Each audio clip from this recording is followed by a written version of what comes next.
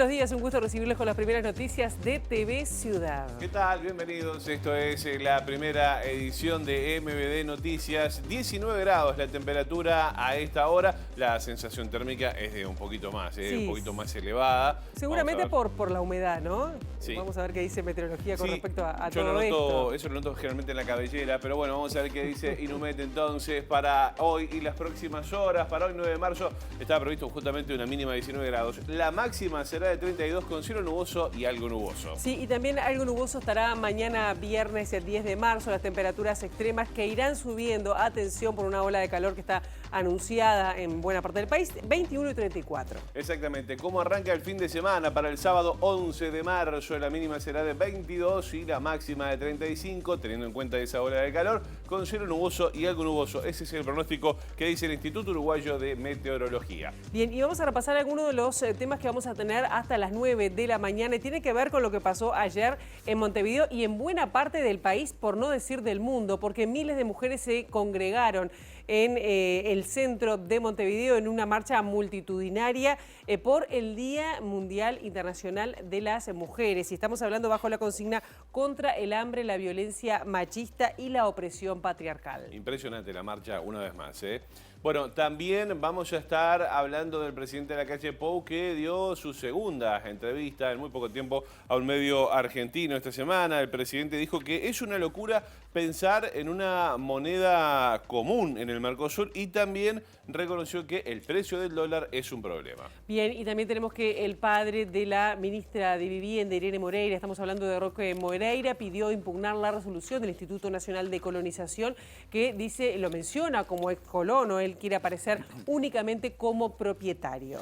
Muy bien, también les contamos que las políticas Graciela Guido del Partido Nacional, Gloria Robaina del Partido Colorado y Margarita Perkovich del Frente Amplio fueron distinguidas por la Junta Departamental de Montevideo con el premio Montevideanas. En un ratito les vamos a contar más a propósito de esto. Tenemos estos temas, pero también vamos a tener la entrevista y vamos a estar recibiendo a Mercedes Clara, directora de Desarrollo Social de la Intendencia de Montevideo, en el marco de este mes de las mujeres, pero también con otros temas, ¿no? Exactamente, entre otras cosas vamos a hablar del Fondo Por Más, que tiene su segunda edición. Estos son algunos de los temas que vamos a compartir con ustedes hasta las 9 de la mañana aquí en esta primera edición de MBD Noticias. Ahora, como siempre, vemos cómo está Montevideo a través de las cámaras del Centro de Gestión de Movilidad, @IMTránsito, @MBD Transporte, lo que ocurre en tiempo real con el tránsito en Montevideo.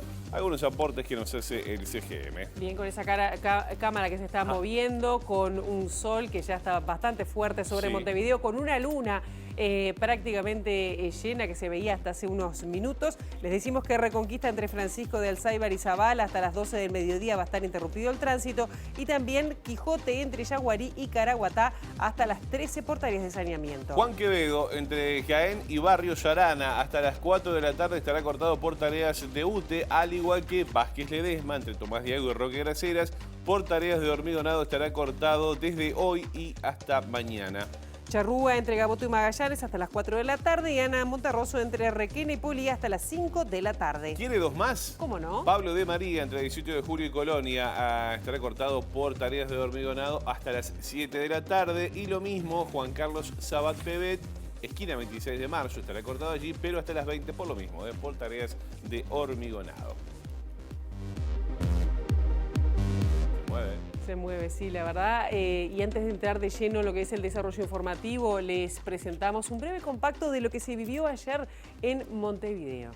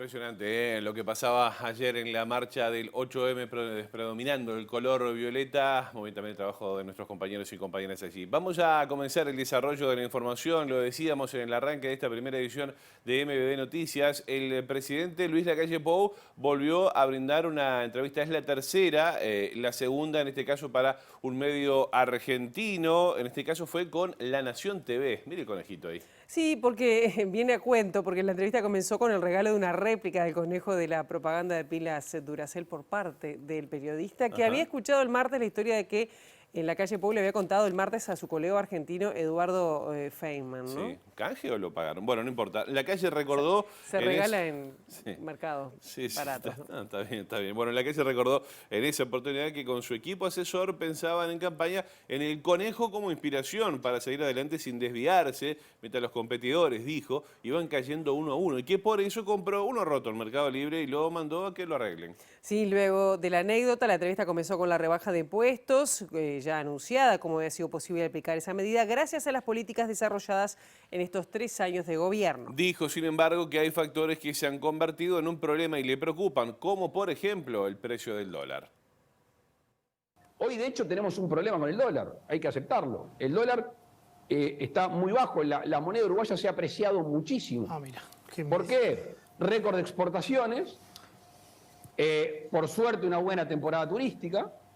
Entonces, la moneda de refugio, que era el dólar, no está siendo tan buscada, están ingresando muchos y hoy el peso se ha apreciado, cosa que está de alguna manera amenazando la competitividad, sobre todo aquellos rubros que manejan o cobran en dólares, como por ejemplo el negocio agropecuario. Y consultado sobre si era posible con la integración económica con las diferencias cambiarias que hay entre los socios del Mercosur o entre las tasas de interés con que se otorgan préstamos en cada país, el presidente dijo que sí. Sí, a lo que le dijo que no de forma definitiva fue a la moneda común y justamente, una vez más, afirmó que es una locura pensar en eso. Lo que no es posible, alguna idea que anduvo circulando en estos tiempos, es tener una moneda común. La moneda común, claro. La moneda común descartada. Sí. Pero es una locura. Podríamos llegar a los bancos centrales tener una banda de flotación en la cual no puede haber un salto de las monedas. Imagínate lo lejos que estamos. Claro. Nosotros estaríamos muy tranquilos, ¿sí? El día de mañana podemos decir, bueno, estos son los pisos y los techos que pueden tener nuestras monedas. Yo dormiría mucho más tranquilo. Por ejemplo, lo que nos pasa en el litoral. En el litoral, naturalmente y obviamente, lo que haría cualquier uruguayo, y sobre todo lo que cuenta los pesos a fin de mes, cruza a hacerse surtido a la Argentina, porque la pasta de dientes cuesta un 30% de lo que cuesta acá. Entonces, las economías, cuando tienen esos saltos, obviamente complican a la región. Bien, y hablando de otros temas que ya habíamos adelantado en los avances, el excoronel Roque Moreira, padre de la ministra de Vivienda, Irene Moreira, y suegro del líder de Cabildo Abierto, estamos hablando de Guido Manini Ríos, anunció que va a presentar una impugnación al Instituto Nacional de Colonización. Sí, el escrito es contra la resolución basada en un informe jurídico independiente que en diciembre, ustedes recordarán, lo benefició directamente al concluir que justamente no eran colonos. Sí, exactamente. Y la información la publicó el diario El País, señalando la sorpresa que causó la solicitud a los integrantes del directorio del Instituto de Colonización, teniendo en cuenta que la resolución impugnada contradijo informes anteriores elaborados por los equipos técnicos del instituto. Esto, además de complicar de alguna manera a Moreira, podría haberse derivado en una investigación judicial sobre Manini Ríos por haber votado una ley justamente que beneficia a las personas colonas. Sí, y la impugnación concretamente de Moreira, que se manifiesta en que él no quiere aparecer como ex colono, sino que diga que es propietario de las tierras y no en determinados pasajes, como lo dice, como ex colono y no como propietario, como decía él mismo. Exactamente. Bueno, vamos a meternos una vez más. Recién veíamos un clip de lo que ocurrió ayer por la marcha del 8M, del 8 de marzo, Día Internacional de las Mujeres. Una marcha que fue realmente impresionante. Allí, como decíamos, predominaba y predomina en las imágenes el color violeta y como ya es habitual, este 8 de marzo, miles de mujeres se movilizaron allí. La consigna de este año de la marcha fue contra el hambre, la violencia machista y la opresión patriarcal. Sí, exactamente. En Montevideo además hubo algunas convocatorias barriales, diversas actividades a lo largo del día. Los colectivos además se concentraron en el centro de la capital en distintos puntos y se unificaron sobre la avenida 18 de Julio para partir algunas desde Plaza Independencia, otras desde Plaza Cagancha hacia la explanada de la universidad. Sí, y este año además, este 8 de marzo estuvo marcado por la definición de alguna manera histórica, porque esto responde a un pedido de hace muchos años, de un paro solo de mujeres de 24 horas,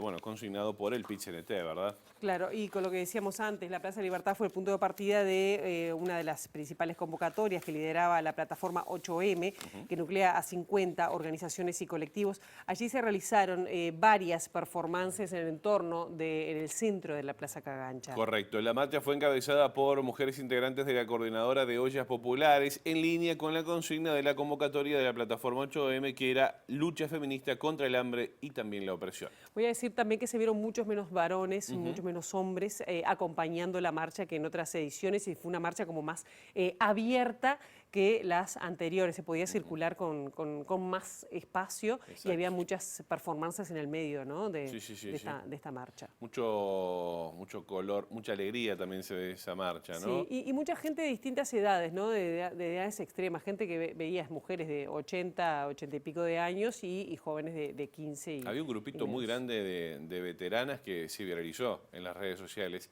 veteranas, que estaban allí marchando y que en algún momento paraban sobre el 18 de julio y muchas de las personas que estaban participando de la marcha, bueno, se acercaban a ellas, sacaban fotos y demás, ¿no? Sí. Como un símbolo de lo que fue esta marcha del 8M. En este contexto, el gobierno dio a conocer la rendición anual de las políticas públicas de igualdad y planteó los desafíos a futuro. Sí, exactamente. En un acto que contó además con la presencia del presidente Luis Lacalle Pou, el ministro de Trabajo y Seguridad Social, Pablo Mieres, destacó que el país avanza en la equidad del mercado laboral con una reducción de las brechas de género. Sí, según el ministro de Trabajo, Pablo Mieres, Uruguay alcanzó en 2022 los mejores niveles de los últimos 30 años.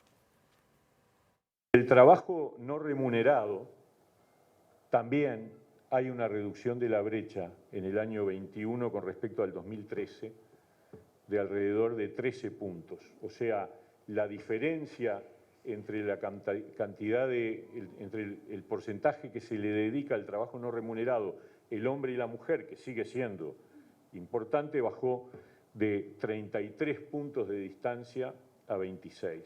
Al remarcar el compromiso del Poder Ejecutivo con las políticas de inclusión laboral de las mujeres, destacó que a pesar de la pandemia, la informalidad cayó 3,9% en las mujeres, 4 décimas por encima de la recuperación entre varones. Entre el 19 y el 22, la informalidad se redujo en el conjunto del país, y eso es una señal muy positiva que a Uruguay lo muestra destacado en el mundo entero, porque no era esperable que después de la pandemia, recuperado el mercado de empleo, la informalidad cayera. En Uruguay cayó 4 puntos, pero ¿saben qué? Entre las mujeres la informalidad cayó más que entre los varones. Y por su parte, la directora de IMujer, estamos hablando de Mónica Botero, dijo que la independencia económica es fundamental para obtener la igualdad. Sí, correcto. Sobre la consigna de la convocatoria de la marcha del día de ayer, opinó que llega 30 años tarde, dijo Botero, que tuvo un corte político partidario y que las denuncias sobre el hambre en Uruguay no reflejan la realidad. Es una consigna de corte claramente político partidario y cercano a un discurso, aún al más radical que viene desde la central sindical. Nos parece que nosotros, se está hablando contra el capitalismo y se hace un relato de hambre que realmente no se corresponde con la realidad de este país. Directora, usted recién desmintió el discurso del hambre, dijo en esta proclama. Sin embargo, las cifras de la FAO todavía hablan de una alta inseguridad en nuestro país, alimentaria, ¿no? Inseguridad alimentaria. Sí, pero no creo que podamos decir que en este país hay hambre y que esa puede ser el tema principal para una reivindicación de género. A mí me parece, como integrante del movimiento de mujeres desde hace más de 30 años, que históricamente en lo que hemos estado de acuerdo es en buscar consignas que nos unieran y no que nos dividieran. Bien, y justamente hablando de la consigna y de hambre, las que encabezaban la marcha justamente eran con ollas dibujadas, José María. Sí, exacto. Eran integrantes de la coordinadora de ollas. Y con este tema ya está nuestro compañero Luca Veloz. Luca, muy buenos días, bienvenido. Muy buenos días, Pilar. Un saludo para José María y para todos allí en el estudio. Como ustedes decían, la marcha de cientos de miles de personas por la avenida 18 de Julio fue abierta por un grupo de mujeres de las ollas populares, con un predominio del color blanco allí. Dentro de la consigna también se habla de que se sostienen barrios enteros a lo largo y ancho de todo el país para la Intersocial, para la plataforma en realidad que desarrolló esta marcha, la plataforma 8M. Esta es la respuesta popular y feminista que expone lo escandalosa del retiro del Estado, de las políticas públicas, y señalaban concretamente al MIDES esto que entró en colisión con el pensamiento de la directora de Mujeres. Y estamos con Brenda Bogliacini, referente de las ollas populares del Cerro. Brenda, primero una impresión sobre esta marcha de ayer y sobre el papel de las mujeres de las ollas. Bueno, todavía estoy bajo el impacto de la marcha, fue enorme, fue muy emocionante. Quiero decir que fue muy emocionante y acá referirme especialmente a que se haya invitado a las redes de ollas y merenderos de la Coordinadora Popular y Solidaria Ir Adelante, ese reconocimiento de una labor que tiene 3 años. Creo que hay que acordarse que hace 3 años, cuando la pandemia, había mucho miedo, mucha incertidumbre y mucha gente que quedó sin trabajo.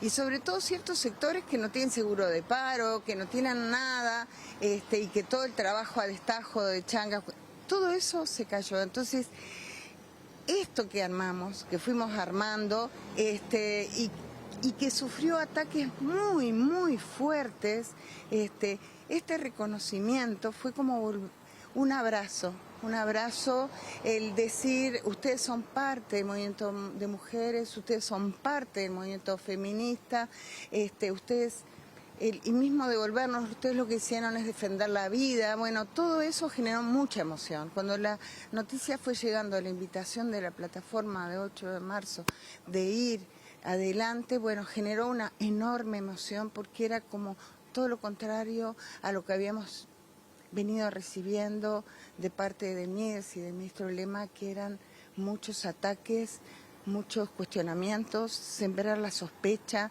y esto es exactamente todo lo contrario. Así que mucha emoción, había mucha emoción para muchas mujeres, era la primera vez que venían a la marcha, para nosotros fue muy importante, muy importante. Botero decía ayer que era una consigna que tenía 30 años por lo menos, que estaba pasada de moda y que además, bueno, no refleja la realidad del país, porque en la consigna del hambre dice que en el país no se puede decir que hay. Bueno, supongo que depende de la realidad que cada uno viva, ¿no? Primero, las ollas populares, es cierto que tienen 30, 50, no sé cuántos, es un recurso que tenemos los uruguayos y las uruguayas, ampliamente, mayoritariamente las uruguayas, para afrontar muchas situaciones de crisis. Hace poquito, en el 2002, 2003, ahí estuvimos con las ollas populares. ¿Y por qué? Otra vez, bueno, por lo que estaba diciendo, volvió a haber una situación tan crítica que siempre la pagan la misma gente. O sea, claro, si vos vivís en ciertos barrios que no pasa nada porque vos tenés ingresos, tenés todo resuelto, no sé, podés pensar que esa es la realidad de todos, pero no.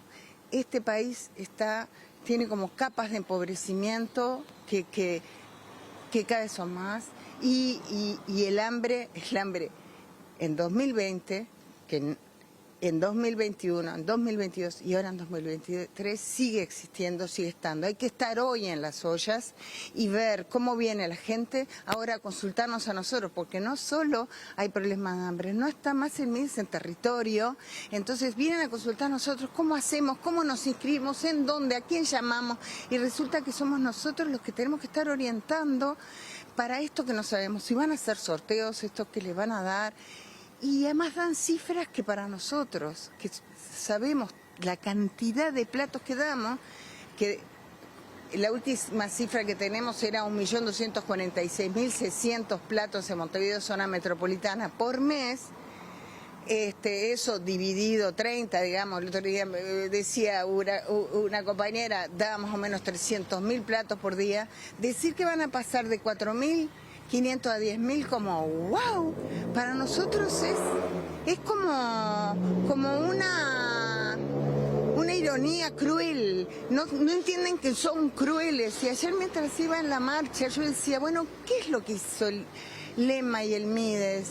Bueno, hizo violencia contra la CPS, contra las redes y contra las ollas, porque de algún modo lo que le hizo a la red Marconi o lo que le hizo a otras redes que las denunció y sembró la sospecha, es el atacar a la dignidad, a la integridad de un trabajo que para la gran mayoría de las mujeres que están en las ollas es súper sacrificado, porque al trabajo de las ollas, ese trabajo con los hijos, ese trabajo con ir a buscar medicamentos y ayudar a la familia, son referentes barriales la mayoría de ellas, entonces, y además la olla. Nosotros sabemos, lo vivimos, las necesidades están, la falta de trabajo están, o que los ingresos son extremadamente paupérrimos, si no da, todo el mundo si paga el alquiler no come, si come no tiene para el alquiler o no tiene para los útiles. La realidad de las ollas del cerro es que son gente trabajadora las que van allí a recibir un plato de comida. Bueno, hay de todo, eso hay de todo. ¿En qué sentido? Hay personas que no tienen trabajo, hay cuentapropistas que quedaron súper endeudadas, porque eso es lo que hay muchas cosas invisibles, quedaron súper endeudados y están trabajando, pero es que están endeudados. Después hay trabajadores, y eso ya lo sabemos porque a algunos les da como cosa, ¿da? Pudor. Claro, como un pudor y piden permiso. Dicen, yo trabajo. Uno dijo hasta dónde trabajaba, por ejemplo, en una olla que voy bastante más seguido.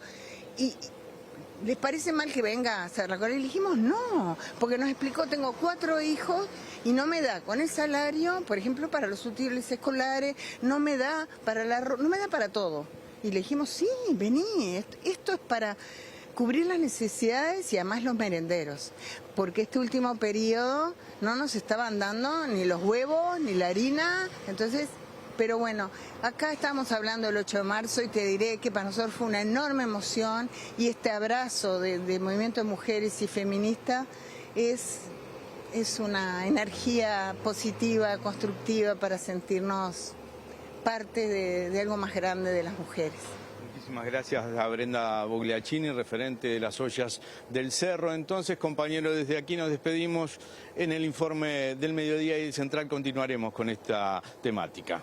Bien, muchísimas gracias, Luca, por esta información y sí, seguramente seguiremos profundizando. Claro que sí, muchas gracias. Bueno, vamos a seguir con otros asuntos. Les contamos que el consumo de los hogares montevideanos cayó en el año 2022, mientras que en los demás departamentos se mantuvo estable. Esto según la empresa especializada en investigación de mercados y de retail. Sí, y concretamente el informe además concluye que el consumo se ha complejizado, que no responde el cambio en el consumo o en las compras a los niveles socioeconómicos únicamente, aunque el ingreso obviamente es una limitante.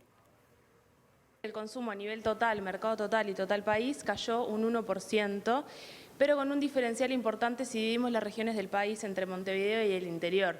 En Montevideo esta caída se acentúa y el consumo cae menos 2,1 en el último año, esto es en volumen, o sea, en unidades físicas vendidas, mientras que en el interior el consumo se mantiene estable. Si bien sabemos que las zonas del interior tienen realidades muy distintas, ya sea por el efecto frontera, el efecto turismo, igual el interior está presentando características más dinámicas. El consumo registra una tendencia a la baja, situación que se acentúa en 2020 con la llegada de la pandemia al país. Hay varios factores que inciden en el gasto de cada hogar.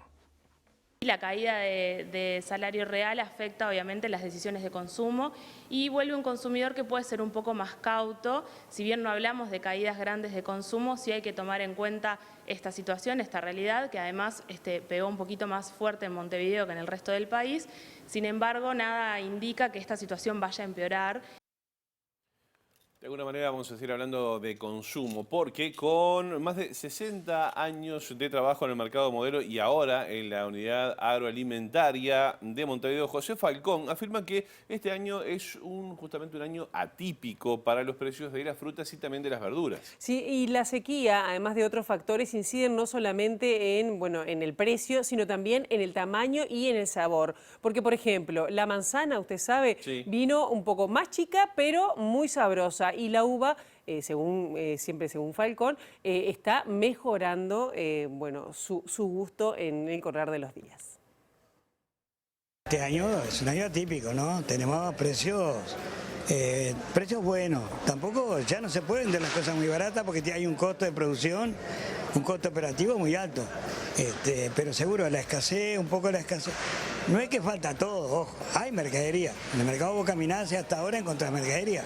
Quiere decir que había. Los números son normales, no hay una cosa, en fruta no hay cosas extraordinarias. Hay mucha, ahora está la uva que está subiendo un poquito, que está rica de comer. La manzana de este año tiene poco tamaño, pero está muy rica de comer, ¿viste? Es como la uva que este año con la seca está bien dulce. Pero manzana hay, en la plaza se consigue. La manzana es mi fruta preferida. Recuerdo que Isabel Anderoni, directora de Montevideo Rural, nos decía que para los usuarios, los consumidores de frutas y verduras hay que tener paciencia justamente porque por los efectos de la sequía y entre otras cosas, la fruta va a venir más chica, pero el valor nutricional, algo que usted señalaba también, va a ser el mismo.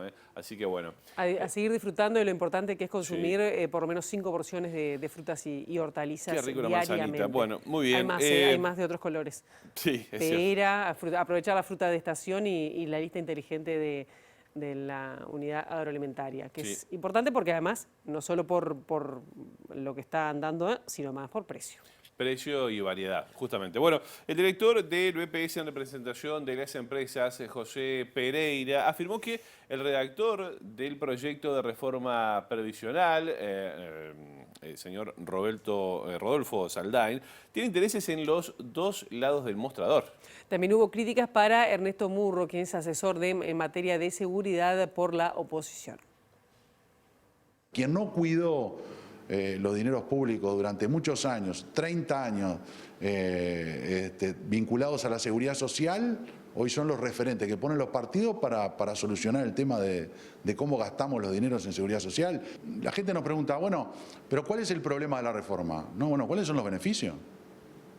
Es una reforma triste, apocalíptica, que le dice a los uruguayos, bueno, tenemos un sistema malo, pero ojo, puede ser peor, Con el tema de la reforma, ¿no? Y después tener un estudio jurídico que se dedica a las ineficiencias o a las injusticias que genera la propia reforma y trabajar y generar dinero a partir de eso es como generar una industria para sí mismo. La ciudadanía no tiene ni idea, lo único que ve es algo apocalíptico que le dicen, si no se hace la reforma después va a haber problemas para que usted cobre la jubilación.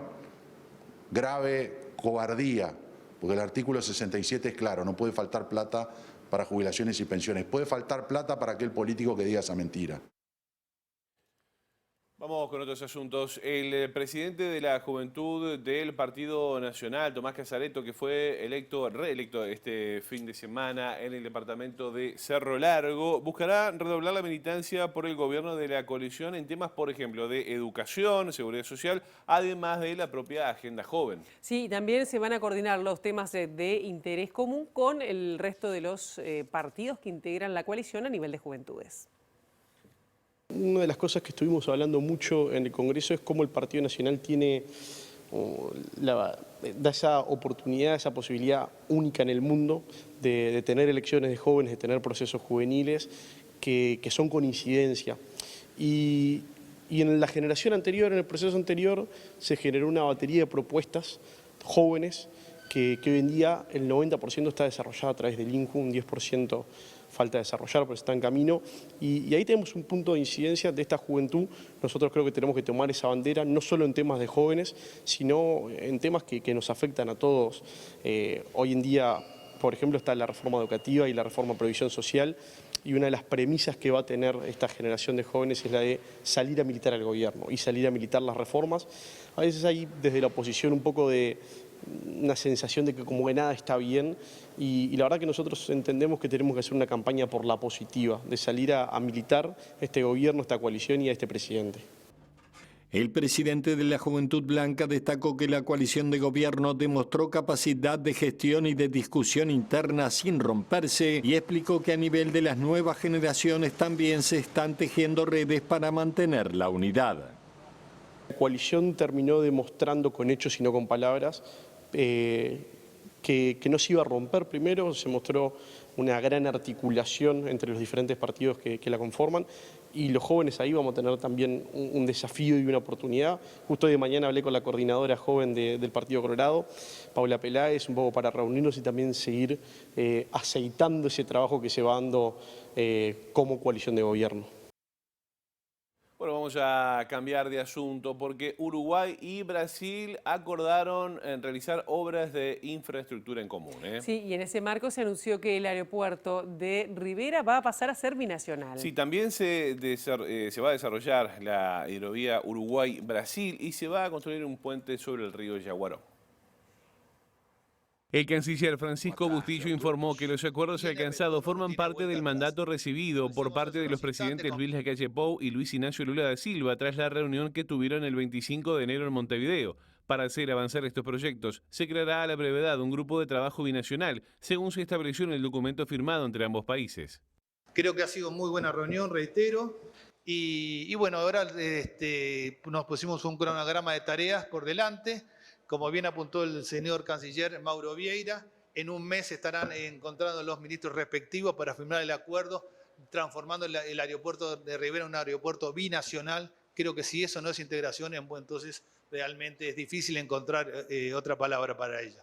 Y ni qué hablar además lo que mencionó y lo dice la declaración conjunta, en lo que hace la hidrovía de la Laguna Merín, Laguna de los Patos, el famoso bypass, por decir de alguna forma, que hace muchos años se viene bregando por concretarlo, y me animo a decir que ahora sí estamos dando pasos firmes en tal sentido para concretarlo en breve. Hay una fecha prevista, vamos a cumplir con esa fecha sin ninguna duda, es el compromiso de todos y es el compromiso de nuestros presidentes.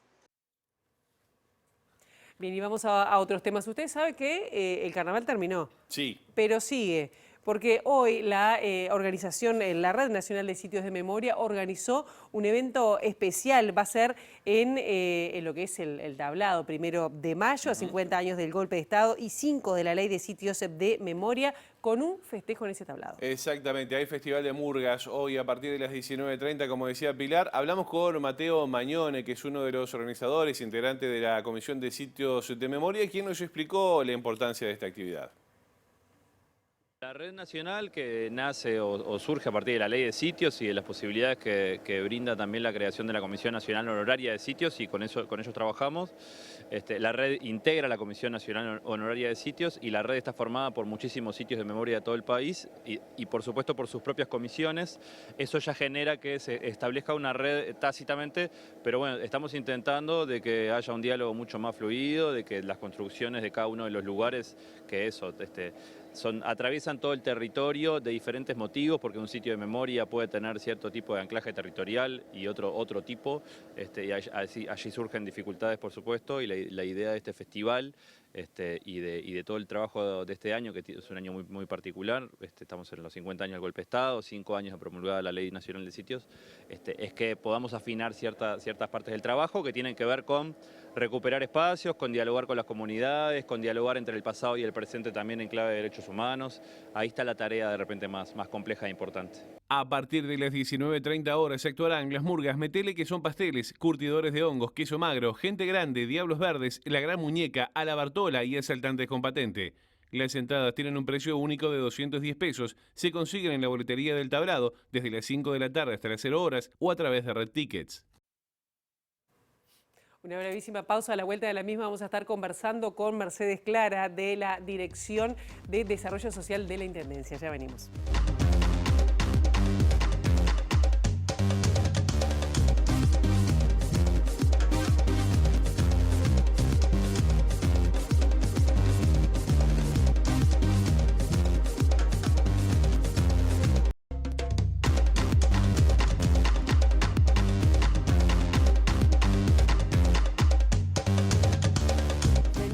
Bueno, muy bien, señoras y señores, el momento de entrevista, como anunciamos antes de la pausa, y es por eso que estamos recibiendo ya aquí en los estudios de TV Ciudad a la directora de Desarrollo Social de la Comuna Capitalina, Mercedes Clara, a quien ya le agradecemos. ¿Cómo le va? ¿Cómo anda? Pero un gusto, qué lindo estar acá esta mañanita. Un placer recibirla, Mercedes, bueno, en este espacio de entrevistas que estamos teniendo aquí en la primera edición de MBD Noticias. Decíamos que hay varios asuntos para hablar con usted, pero habíamos anunciado esta cuestión del Fondo por Más, que bueno, se viene trabajando desde el año pasado, arrancó la segunda edición. ¿Qué evaluación hace la Intendencia de este proyecto?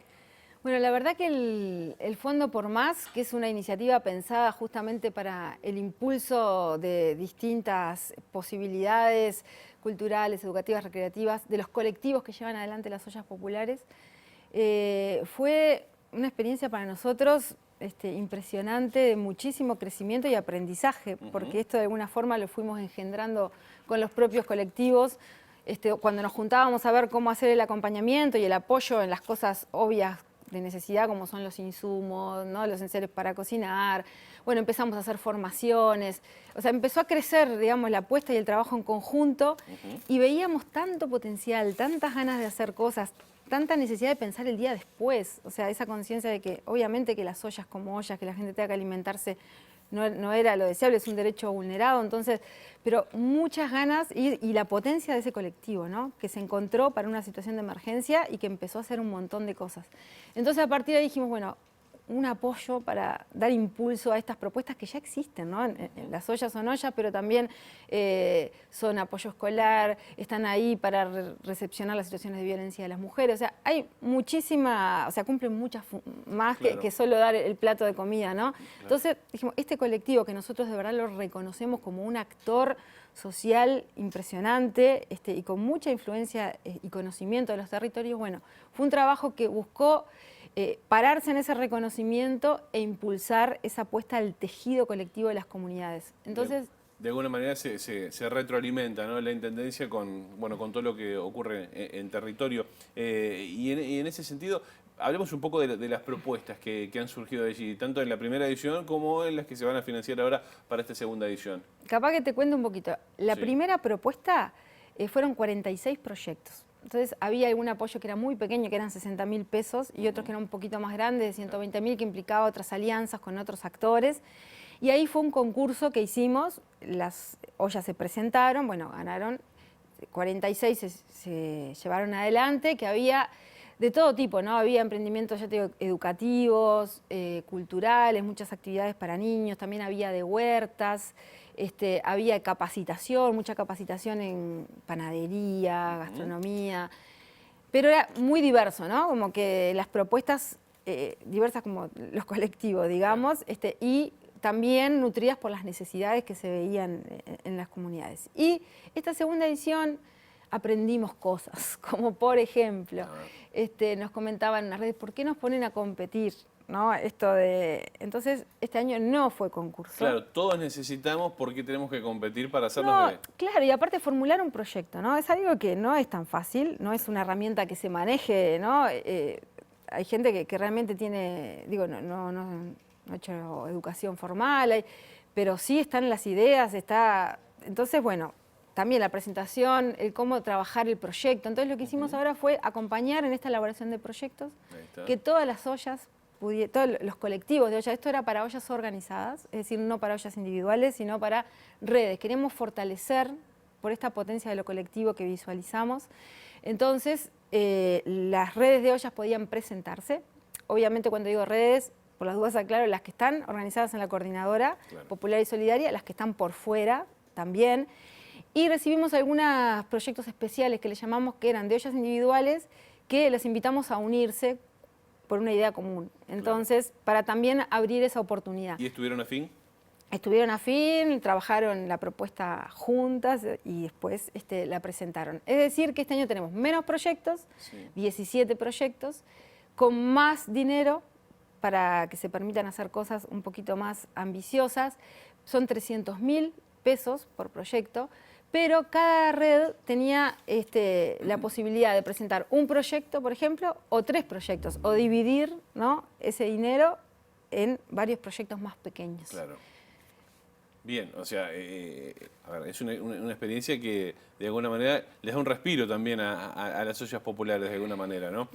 Mercedes, a propósito, la Intendencia en el marco del Plan ABC ha estado, bueno, brindando atención, ayuda, no solamente económica, a mujeres embarazadas, bueno, que tienen niños, niñas o adolescentes también, menores de 3 años, estaba repasando ahí la información, y a raíz del acercamiento que han tenido en esta experiencia del Fondo Por Más y con las ollas, tanto en el programa ABC como justamente por el Fondo Por Más, ¿qué realidad constatan? ¿Cuál es la realidad que se constata allí? ¿Qué es lo que se palpa? ¿Son necesarias las ollas hoy por hoy? ¿Siguen siendo necesarias?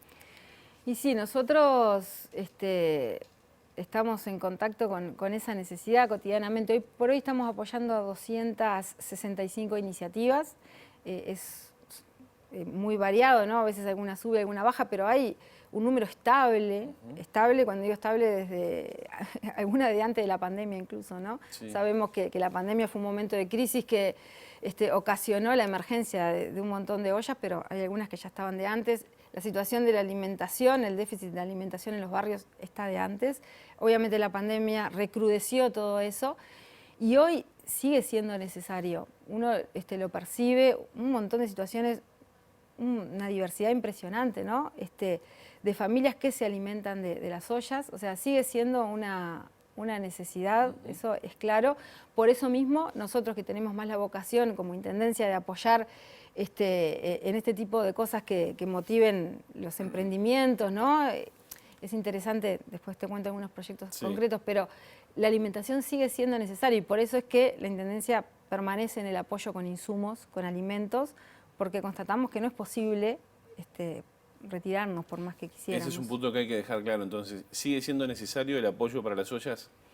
Sí, sigue siendo necesario la alimentación para los barrios. Y nosotros creemos que, bueno, las ollas fueron quienes respondieron en el momento de crisis desde el principio, claro. O sea, adelante que las instituciones del Estado, respondiendo, se hicieron cargo de esa situación, con el esfuerzo inmenso que eso implica. Y bueno, hoy por hoy son estos actores fundamentales en los territorios. Y bueno, la alimentación es necesario. El medio hoy ha sido las ollas, ahora con la nueva propuesta de Mides hay que ver cómo eso se va implementando, todavía hay mucha incertidumbre. Claro. Entonces, bueno, por ahora la Intendencia mantiene, sí, claro, este apoyo. Vaya reconocimiento también, obviamente, a toda la gente que se hace cargo de las ollas populares, que es todo a pulmón, y hemos recorrido muchísimas nosotros y conocemos de primera mano todo lo que le ponen allí, ¿no? Toda esa voluntad, y que son incansables realmente. Uno a veces piensa, no sé cómo hacen para seguir adelante, ¿no? Y es increíble cuando se percibe el cansancio, ¿no? Las propias referentes lo expresan, ¿no? O sea, porque realmente es mucho tiempo sostenido. Y sin embargo, el que venga un vecino a pedirte es como el motor, ¿no? Ellas dicen, tengo que estar acá porque me golpean la puerta y ¿qué digo? ¿No? Como esa responsabilidad que han puesto sobre sus hombros, ese rol de sostenedoras, ¿no? De la vida, las mujeres en los territorios, que creo que es un rol histórico, ¿no? Claro. Que se viene... Claro que sí. Mercedes, tú mencionabas recién al Ministerio de Desarrollo Social, que tiene su plan de alimentación territorial, esta modificación que se está haciendo por estas horas, que de alguna manera el ministro Martín Lema decía que esto implica una disminución de la necesidad, lo quiero leer textual como dijo él, una disminución de la necesidad, algo que, por ejemplo, para la Coordinadora de Popular y Solidaria de Ollas, bueno, es insuficiente. ¿Dónde queda parada la Intendencia? ¿En el medio, de alguna manera?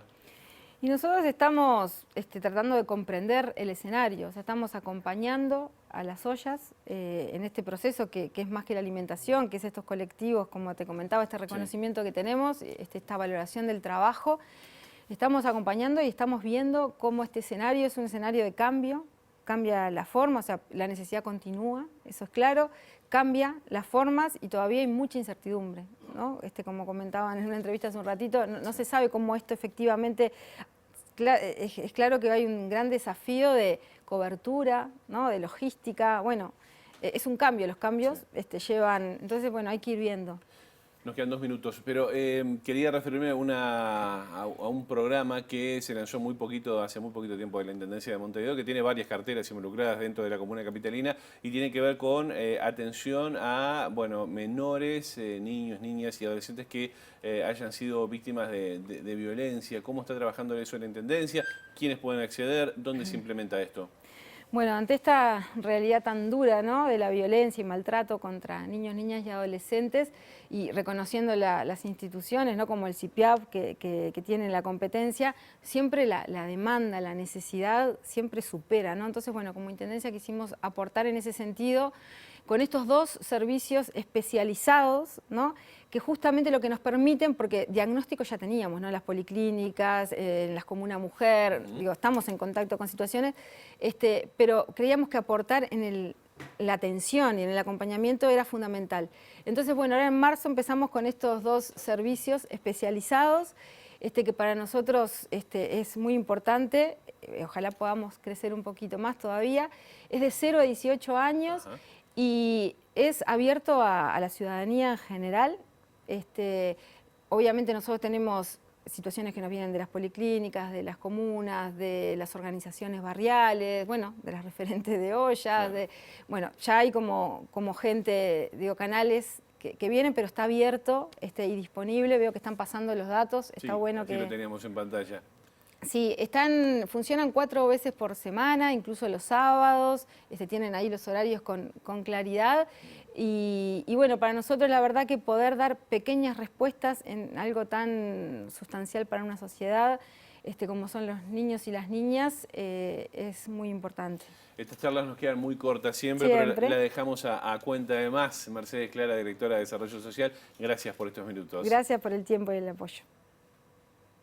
Y en el marco del Día Internacional de la Mujer, la Junta Departamental de Montevideo entregó el premio Montevideanas a 3 políticas. Estamos hablando de Margarita Perkovich del Frente Amplio, estamos hablando también de Gloria Robaina del Partido Colorado y Graciela Guido del Partido Nacional. Lo vemos. La Junta otorga esta distinción en cada 8 de marzo a distintas mujeres a iniciativa de su Comisión de Equidad y Género. La dirigente nacionalista Graciela Guido, que integra el directorio de su partido, invitó a reflexionar. Para mí es un orgullo este premio. Hoy no es un día de mucha celebración, más bien es un día de reflexión. Y yo creo que esto nos permite reflexionar que hay que seguir trabajando. En 1992, la militante blanca fue una de las fundadoras de la Red de Mujeres Políticas del Uruguay, instancia de la que participó la frente amplista Margarita Perkovich, quien también recibió el premio. Perkovich fue fundadora de la bancada bicameral femenina cuando era diputada y previamente presidió la Junta Departamental 2 veces.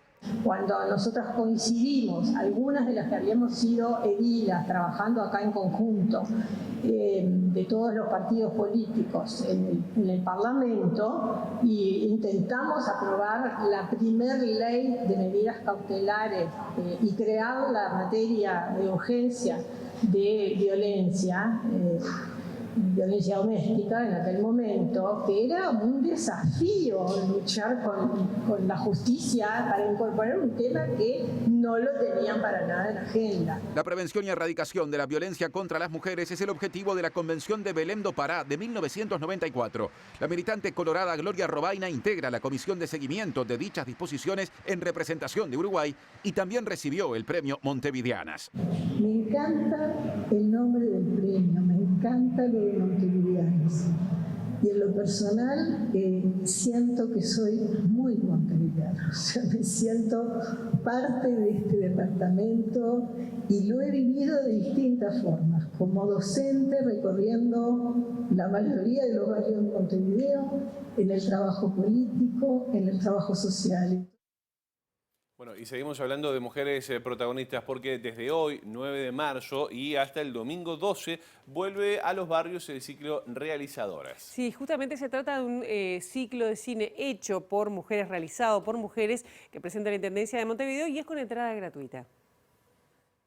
La programación 2023 está integrada por 7 largometrajes y un programa especial de cortos, con el destaque de los documentales Bosco, de Alicia Cano, y Delia, de Victoria Pena. El ciclo se desarrollará en la red de salas y centros culturales de la comuna, que permitirán ver películas en los 8 municipios de la capital. Hoy hay funciones a las 19 en el Centro Cultural Terminal Goes con la película Ese fin de semana, de María Peccio, que a las 20 también será emitida en el Centro Cultural Florencio Sánchez. A las 20 también de hoy, pero en la Sala Citarrosa, se pasará 8 cuentos sobre mi hipoacusia, de Charo Mato, y a la misma hora en la Sala Lazaroff, Delia, de Victoria Pena. El sábado 11 a las 19 en el Centro Cultural Artesano se proyectará 8 cuentos sobre hipoacusia, y el domingo 12 en el Castillo y de Arte Borda será el turno de Bosco, de Alicia Cano. Bueno, y va otra de cine uruguayo porque la poeta Ida Vitale, que cumplirá 100 años en este 2023, encabezará la delegación nacional que asistirá a la edición número 26 del Festival de Málaga, que va del 10 al 19 de marzo. Bien, el Ministerio de Educación y Cultura informó que la escritora estará presente el sábado 11 cuando se emita el documental que lleva su nombre, dirigido por María Arrillaga, uno de los seleccionados para formar parte del festival. Además, se exhibirán Desperté con un sueño, Alcira y el campo de espigas, El retrato de mi padre y Hay una puerta ahí, que competirán junto con producciones de Argentina, Colombia, Cuba, México, Panamá, Perú, Puerto Rico, República Dominicana y Chile en la sección Latinoamérica. En esta edición 2022 del festival, la ficción uruguaya Utama, dirigida por Alejandro Loaiza Grisi, recibió la Biznaga de Oro a la mejor película iberoamericana. Bueno, muy bien. Y antes de ir al panorama internacional, les contamos una de fútbol con Montevideo como protagonista, porque ayer la Conmebol informó por intermedio de su presidente Alejandro Rodríguez que Montevideo será sede de la final 2023 de la Copa Sudamericana. Y de esta forma la capital uruguaya será sede nuevamente de una final regional, luego que en 2021 y en plena época de restricciones por la pandemia, recibió las finales de la Copa Libertadores y también de la Sudamericana, ambas en noviembre de 2021. Por este torneo ayer Danubio eliminó a Defensor y Peñarol había hecho lo propio con River el pasado martes.